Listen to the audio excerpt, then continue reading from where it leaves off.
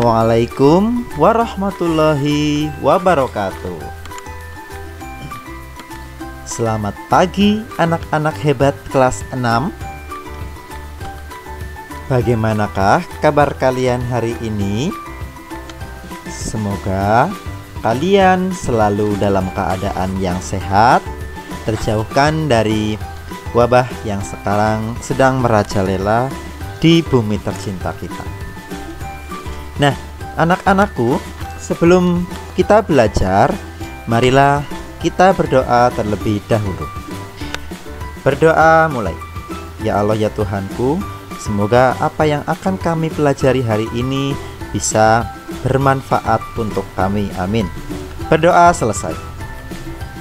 Nah, anak-anakku yang hebat, pada hari ini kita akan belajar tema 1, selamatkan makhluk hidup, subtema 2, dan sekarang kita masuk ke pembelajaran yang kelima. Sekarang kalian bisa melihat ada gambar ya, orang sedang di hutan ya. Mereka sedang mengambil apa itu? Gambar apa ya? Nah, ya. Jadi pada hari ini kita akan membahas tentang kegiatan ekonomi di negara-negara Asia Tenggara. Ya, kegiatan ekonomi di negara Asia Tenggara. Kalau berbicara masalah kegiatan ekonomi, itu erat hubungannya dengan potensi alam yang ada di negara tersebut dan mata pencaharian sebagian penduduk di negara tersebut. Negara-negara di Asia Tenggara memiliki potensi ekonomi yang beragam sesuai dengan kondisi geografisnya. Mayoritas kegiatan ekonomi masyarakat Indonesia bergerak di bidang pertanian dengan komoditas utamanya seperti padi, kelapa sawit, tebu, kopi, kakao, teh, karet, dan tembakau. Mengapa Indonesia bergerak di bidang pertanian?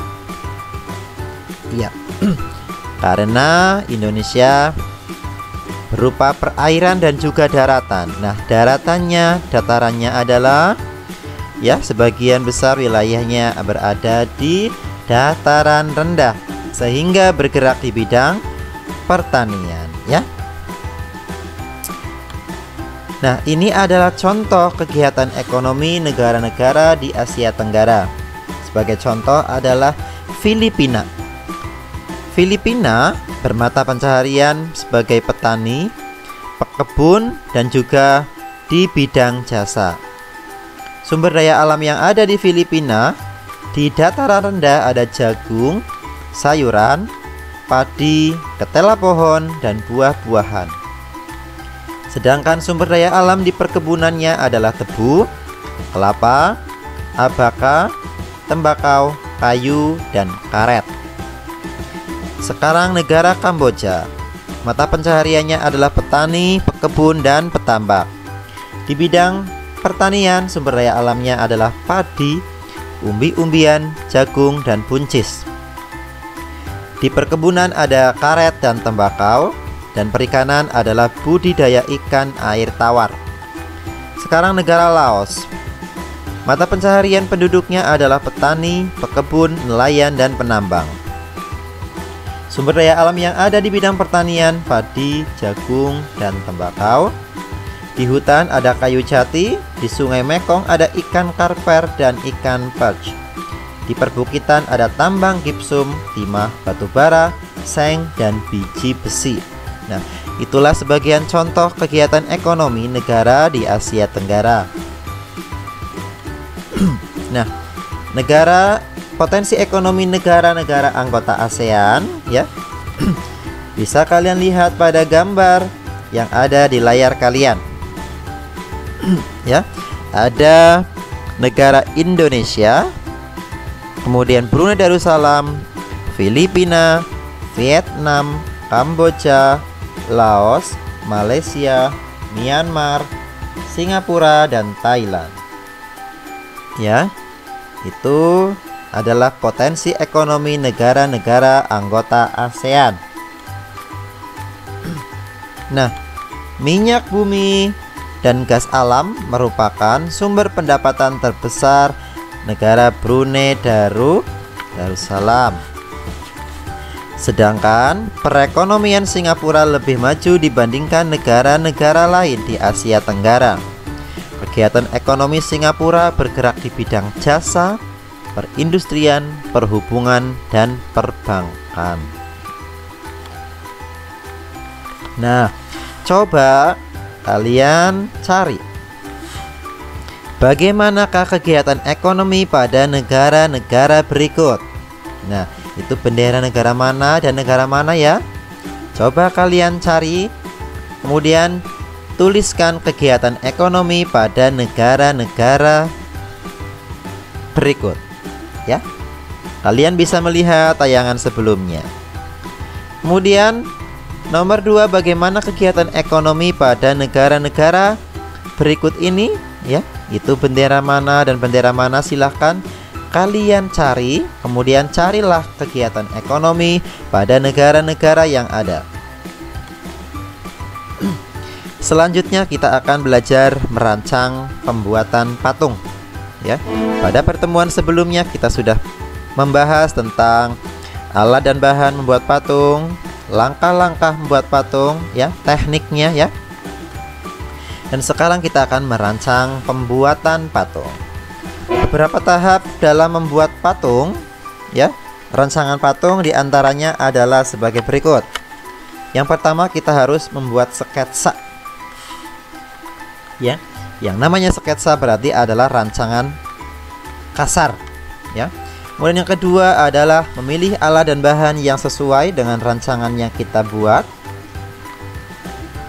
Misalkan kita akan membuat patung ya dengan misalnya teknik pahat. Otomatis bahan yang kita buat adalah bahan yang kita butuhkan adalah bahan yang keras seperti kayu atau batu. Ya. Kemudian yang ketiga, memilih teknik pembuatan yang sesuai. Ya, teknik apa yang kita pakai? Misalnya kita sudah buat sketsa, oh kita mau buat gajah. Bahannya apa ya? Oh kita mau pakai plastisin. Nah, berarti tekniknya apa ya yang sesuai dengan bahan plastisin itu? Nah, ya. Langkah-langkah membuat patung. Ini kalau dari bahan yang lunak. Yang A, buatlah sketsa patung sesuai kemampuan kalian masing-masing. Sumber inspirasi dapat diperoleh melalui buku, internet, dan imajinasi kalian. Yang kedua, siapkan bahan dan alat tanah liat, putsir, air, dan meja putar. C, letakkan tanah liat di atas meja sedikit demi sedikit sambil membuatnya bentuk global atau kasar. Pijat-pijat bentuk global tersebut dengan tangan sambil dibasahi dengan air sedikit demi sedikit sehingga bentuk patung seperti yang diinginkan pada sketsa. Dan yang kelima, haluskan dan sempurnakan dengan bantuan putsir sehingga bentuk patung lebih detail. Ini yang seperti gambar tadi ini ya. Ini kalau menggunakan teknik putsir. Tapi kalau kita tidak menggunakan meja putar tidak apa-apa. Kita bisa menggunakan tangan ya. Yang kedua, dari bahan keras, buatlah model patung dari gambar yang dibuat sendiri atau dari gambar yang sudah ada di majalah atau koran. Siapkan balok kayu sesuai dengan ukuran yang diinginkan, sesuai rencana. Setelah itu pindahkan gambar atau pola di atas permukaan balok kayu. Yang ketiga, lakukan pemotongan dengan gergaji untuk mengurangi ukuran balok kayu apabila masih terlalu besar.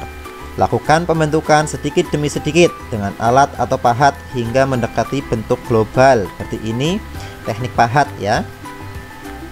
Bentuk-bentuk global yang lebih detail dibandingkan dengan gambar rencana.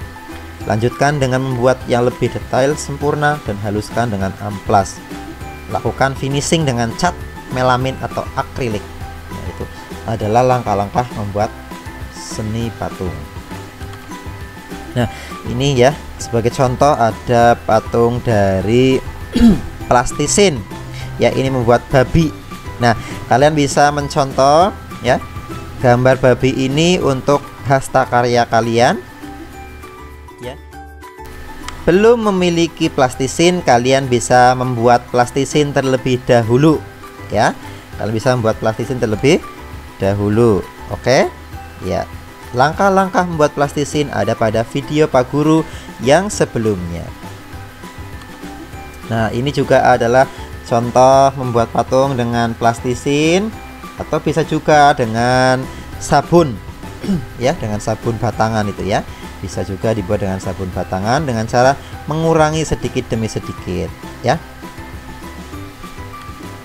Nah, itulah anak-anak semangat mencoba ya membuat patung ya dari plastisin atau sabunnya ya.